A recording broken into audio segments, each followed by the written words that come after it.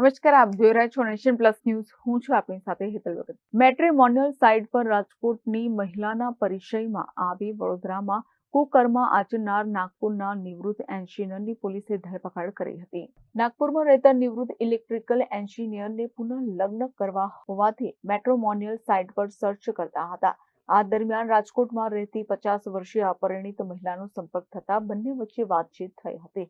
લગ્ન માટે ઉત્સુક બંને પાત્ર વચ્ચે મુલાકાત કરવાનું નક્કી થયું હતું અને તે માટે ગત 29 સપ્ટેમ્બરે તેઓ દ્વારા વડોદરાના સયાજીગંજ વિસ્તારની પ્રેસિડેન્ટ હોટલમાં રૂમ પણ બુક કરાવવામાં આવી હતી, જ્યાં પહેલી જ મુલાકાતમાં વૃદ્ધે મહિલાની મરજી વિરુદ્ધ બળાત્કાર ગુજાર્યો હતો, જે અંગે પીડિતાએ સયાજીગંજ પોલીસ સ્ટેશનમાં ફરિયાદ નોંધાવી હતી. પોલીસની ટીમે તાબડતોડ નાગપુર રવાના કરી આરોપી હરિપ્રસાદ રાઠીને ઝડપી પાડ્યો હતો. Report Nation Plus News Vadodara. સમાચારોના સતત અપડેટ મેળવવા માટે અમારી નેશન પ્લસ ન્યૂઝની યુટ્યુબ ચેનલને સબસ્ક્રાઇબ કરો, બેલ આઇકન દબાવો અને જોડાયેલા રહો ફેસબુક, ઇન્સ્ટાગ્રામ અને ટ્વિટર પર.